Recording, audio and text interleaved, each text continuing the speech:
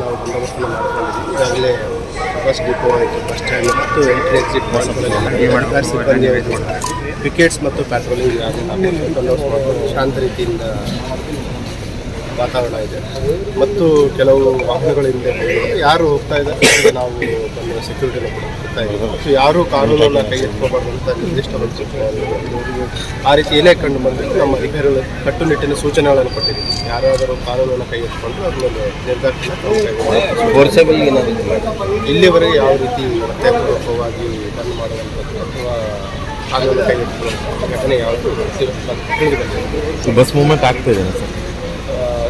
ಸಾರಿಗೆ ಅಧಿಕಾರಿಗಳ ಜೊತೆ ಸಂಪರ್ಕ ಮಾಡಿದ್ವಿ. ಅಲ್ಲಿ ಮಾಡಿದ ಪ್ರಕಾರ ಕೆಲವು ವಾಹನಗಳು ಹೋಗಿದ್ದಾರೆ, ಮತ್ತು 90% ವಾಹನಗಳು ಮೂವ್ ಆಗ್ತಾ ಇಲ್ಲ ಅಂತ ತಿಳಿಸಿದ್ದಾರೆ. ಮತ್ತು ಈಗ ಇತರೆ ಅಧಿಕಾರಿಗಳ ಜೊತೆ ಸಂಪರ್ಕದಲ್ಲಿದೆ. RTO ಮತ್ತು ಬೇರೆ ಬೇರೆ ಇಲಾಖೆಗಳ ಅಧಿಕಾರಿಗಳ ಜೊತೆ ಪರ್ಯಾಯ ವ್ಯವಸ್ಥೆಗಳ ಬಗ್ಗೆ ನಾವು ಕ್ರಮವನ್ನು ಈಗ ಹೊರಗಡೆ ಕೆಲವೊಂದಷ್ಟು ಆಟೋಗಳು ಇದನ್ನೇ ಅಂದರೆ ಈಗ ಮೂವ್ಮೆಂಟ್ ಆಗದೆ. ಮತ್ತು ಈಗಾಗಲೇ ನಾವು RTO ಮತ್ತು ಇತರೆ ಅಧಿಕಾರಿಗಳ ಜೊತೆ ಸಭೆಯೂ ಕೂಡ ಮಾಡಿದ್ವಿ.